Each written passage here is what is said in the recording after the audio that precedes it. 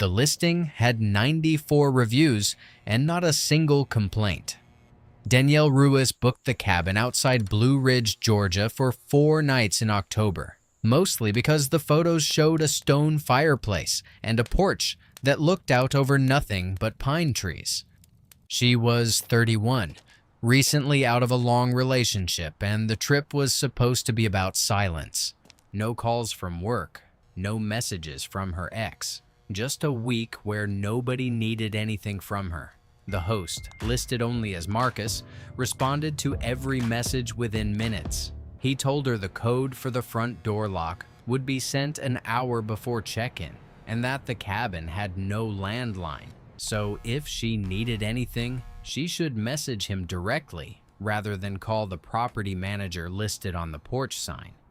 Danielle thought that was strange, but plenty of hosts had their own systems. She didn't think much of it. She arrived a little after 4 in the afternoon, the light already turning orange behind the ridge. The cabin was smaller than the photos suggested, though clean, and the fireplace worked exactly the way it looked like it would. There was a smoke detector mounted on the ceiling above the kitchen, newer than the rest of the fixtures, angled slightly toward the living room instead of straight down. She noticed it only because she happened to glance up while waiting for water to boil. By the second night, she had a system. Coffee at 7, a walk down the gravel road before breakfast, reading on the porch until the cold pushed her back inside. Marcus messaged twice that day, once to ask how everything was going, and once, later, to mention that she'd left a window open in the back bedroom. She hadn't opened any window in the back bedroom. She hadn't gone into the back bedroom at all that day. She wrote back asking how he knew that. He answered almost instantly. The thermostat flags temperature drops in each room. Just want to make sure you're comfortable. It was a reasonable explanation. Smart thermostats did track room temperature, but something about the speed of his reply stayed with her. The way it arrived before she'd even finished reading his first message, as though he'd been watching the conversation open rather than waiting for a notification. She went into the back bedroom to check the window herself. It was closed, latched the way she remembered leaving it, though the blinds were tilted at a slightly different angle than she recalled, open just enough to see the tree line outside, and, in theory, for anything outside to see in. She told herself blinds shifted on their own sometimes, that houses settled, that she was tired from the drive, and reading meaning into nothing. That night, she couldn't sleep. She kept thinking about the smoke detector's angle. She stood on a kitchen chair and looked closely at it for the first time, tracing the seam where the casing met the base. It was tighter on one side than the other, as though it had been opened and closed by hand more than once. She didn't have a screwdriver, so she left it and went back to bed, telling herself she was imagining things. That isolated cabins made everyone a little paranoid. The next warning came from somewhere she didn't expect. Scrolling through the property's smart lock app, which Marcus had asked her to download so she could see the door status, she noticed a second registered user listed under account activity. The name read only M-Admin, with a login timestamp from 2 hours earlier while she'd been out on her walk. The app showed live door status. It did not, as far as she could tell, show live video. But the login had happened while she was gone, and the door had been unlocked and relocked 11 minutes apart. Danielle called the front desk of the property management company listed faintly on a laminated card tucked behind the coffee maker, a company she hadn't seen mentioned anywhere in the listing itself. A woman answered, sounding confused. She said Marcus wasn't the registered owner of that cabin. He was a cleaner who had access to the lock system for turnover between guests. He wasn't supposed to have a permanent account. The woman on the phone asked Danielle to stay calm and said she would send someone out immediately, but immediately, in a town 40 minutes from the nearest full-time staff member, meant at least an hour. Danielle didn't wait. She packed in 11 minutes, left the porch light on so the cabin wouldn't look empty from the road, and drove to a gas station with fluorescent lighting and a clerk behind bulletproof glass. When the property manager called back, she confirmed what Danielle already suspected. Marcus had cleaned the cabin for 8 months and had somehow kept administrative access to the smart lock system after a software migration that was supposed to revoke it. He had used that access, according to login records pulled later that week, on 11 separate stays, always with solo female guests, always for windows of 10 to 20 minutes while the guest was reported to be away from the property.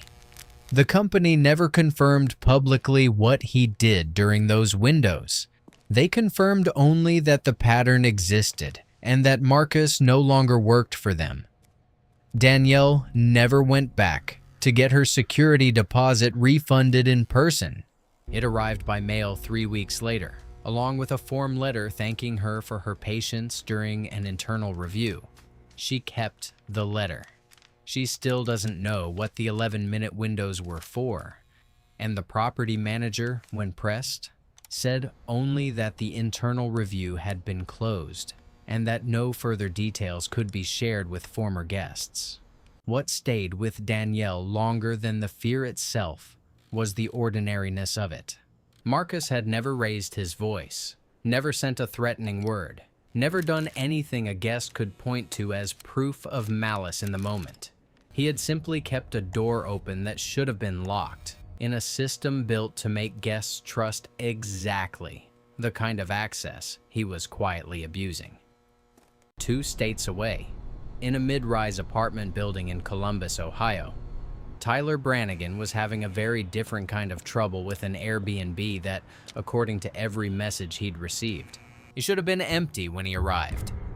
He'd booked the unit for a conference, a 2-night stay in what the listing called a quiet downtown loft, managed by a co-host named Diane, who handled check-in remotely through a keypad code. The code worked. The door opened onto a unit that looked exactly like the photos, except for a coffee mug still warm on the counter and a phone charger plugged in near the couch that wasn't his. He texted Diane immediately.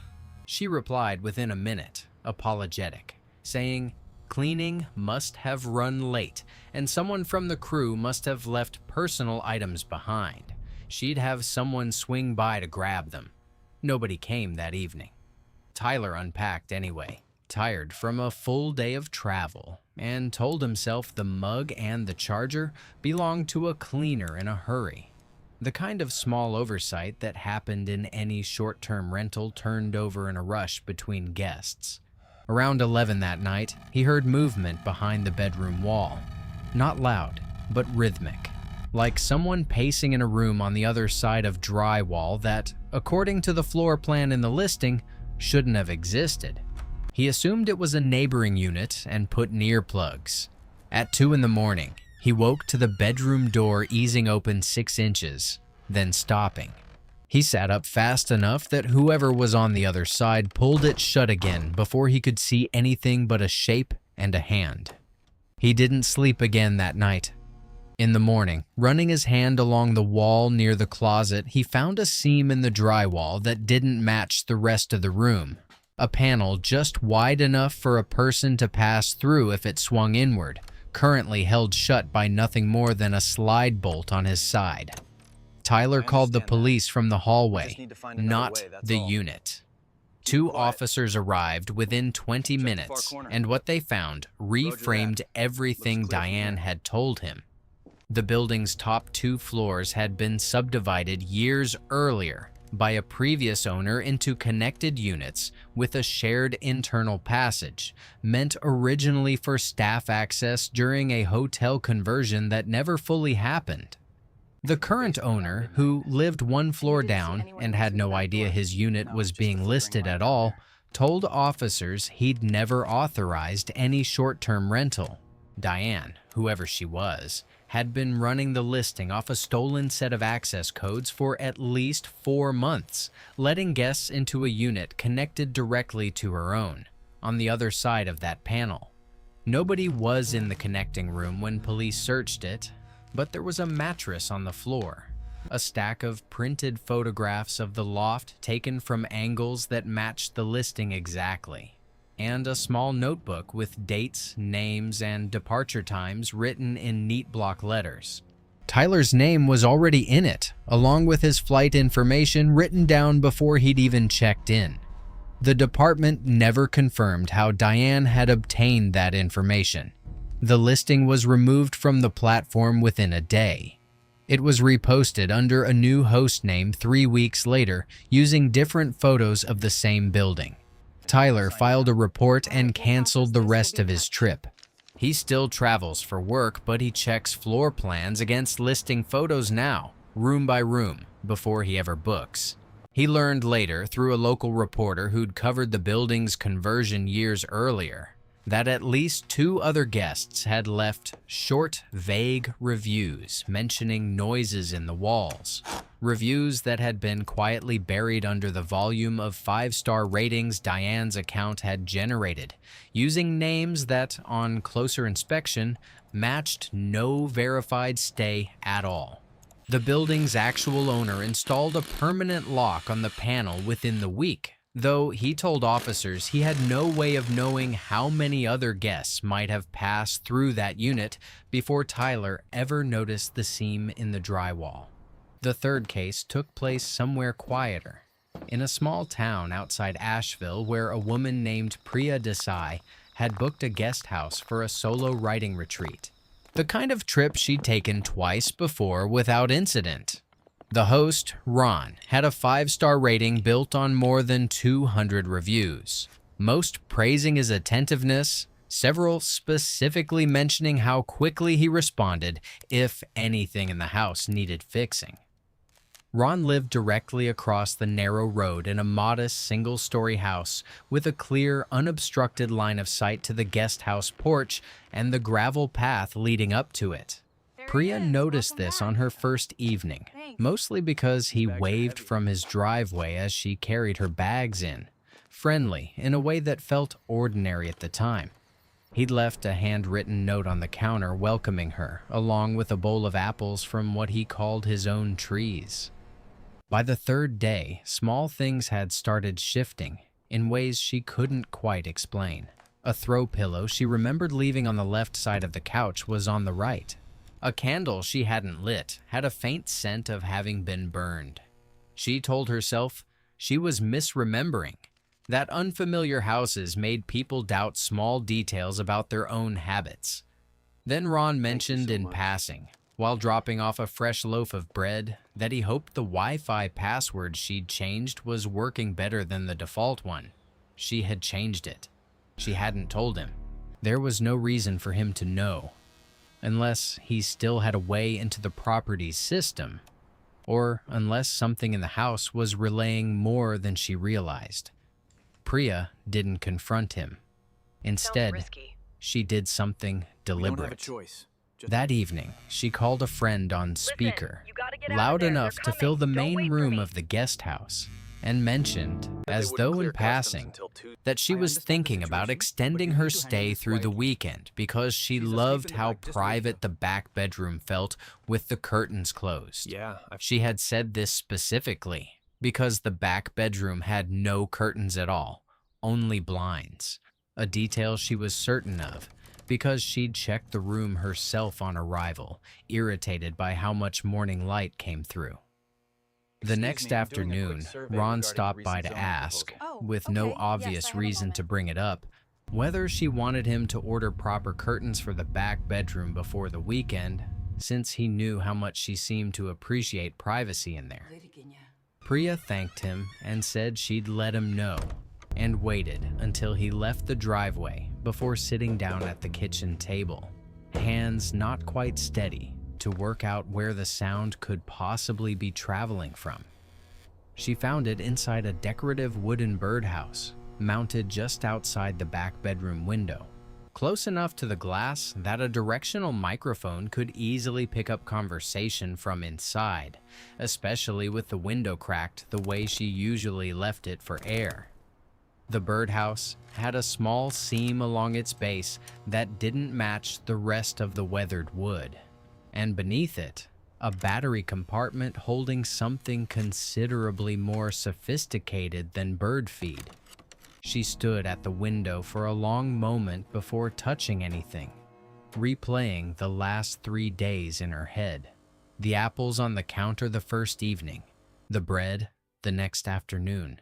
Ron always arriving with some small, reasonable excuse, always timed just after she'd said something out loud inside the house that he shouldn't have had any way of knowing. She thought about how many of his 200 reviews mentioned exactly this kind of attentiveness, praised as thoughtfulness rather than recognized for what it might actually be. She packed that night without turning on the lights in the back of the house, left through the front door, and drove to a diner 2 towns over before calling the local sheriff's department from the parking lot. Her hands were shaking too badly to hold the phone steady on the first attempt, and she had to start the call over twice before she could get the address out clearly. Deputies searched the guest house the following morning and found 2 more listening devices, one inside a bookshelf in the main room, and one tucked behind the bathroom mirror frame angled toward the shower rather than the sink. A 4th device, smaller than the others, was recovered from a decorative lantern on the porch, positioned to capture conversation from anyone who sat outside in the evening, which the listing photos showed guests doing regularly. Ron was taken in for questioning the same day. Records pulled from his rental history showed a pattern going back nearly 3 years. Solo female guests, unusually detailed 5-star reviews he'd apparently written himself under guest accounts that didn't match any confirmed booking, and at least 4 prior stays that had ended early with no explanation on file. 2 former guests, when contacted by investigators, described the exact same feeling Priya had, of small objects moved slightly out of place, of Ron somehow knowing details he had no ordinary way of learning. What made Priya's case different was the birdhouse itself. It wasn't hidden in a smoke detector or a router.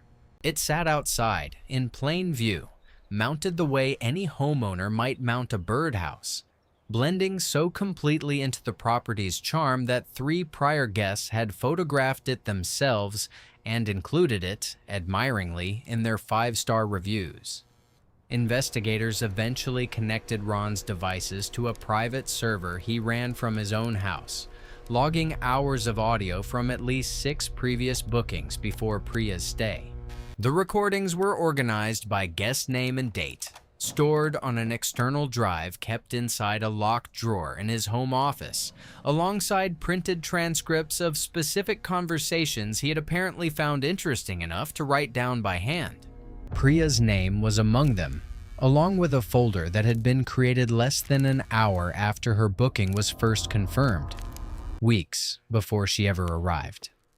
The county filed charges related to unlawful surveillance, though by the time the case moved through the system, Ron had already relisted the guest house once under a business entity with a different name, a loophole that took the platform nearly 2 months to close after Priya's report reached them directly. 2 of the 6 previous guests identified through his recordings agreed to speak with investigators. Both described the same small, accumulating unease Priya had felt, dismissed at the time as tiredness or the strangeness of an unfamiliar house, never quite adding up to something they could name until it was explained to them afterward. She still writes, though she books differently now. She calls listed hosts before arrival instead of relying on messages alone, and she walks the perimeter of any rental before bringing her bags inside, checking eaves, vents, decorative fixtures, anything mounted at a height and angle that has no obvious reason to be there. She says the birdhouse is the detail she can't get past, not because it was clever, but because it was ordinary. Nobody suspects a birdhouse. Nobody photographs a birdhouse and wonders what's inside it. 3 separate properties, 3 hosts operating in 3 different ways, and the same quiet failure sitting underneath all of it. A booking confirmation feels like a contract. A 5-star rating feels like a background check. Neither one actually verifies who holds the keys, who still has access after the cleaning crew leaves, or what's mounted 18 inches from an open window. The listing shows a house. It rarely shows who else can still get inside it, and it never shows how long they've been watching before the first message ever arrives. Danielle now reads reviews specifically looking for mentions of smart locks and asks hosts directly who else has administrative access before she books. Tyler compares floor plans to fire escape maps posted in stairwells, looking for square footage that doesn't add up between what the listing claims and what the building actually contains. Priya walks every property once, slowly, before she unpacks a single bag, running her hand along seams in the walls the way she never used to think twice about. None of them travel less. They just trust the walls a little less than they used to, and they've each, in their own way, stopped believing that a good rating means a house has nothing left to hide. What none of the platforms, contracts, or verification badges can promise is the one thing every guest assumes without ever saying it out loud. The moment they walk through an unfamiliar door for the first time, that the space belongs only to them for the length of their stay, sealed off completely from whoever held the keys before them. Danielle's cabin, Tyler's loft, and Priya's guest house each looked from the outside exactly like what was promised in the photos. What the photos never showed was who else still had a way in. The door code arrives by text. The reviews say 5 stars. The porch looks exactly like the photo, and somewhere behind the wall above the ceiling, or mounted quietly among the flowers, something might already be listening. If you want more true-style stories like these, subscribe to Night Evidence, because every story leaves evidence, and the next one might be closer than you think.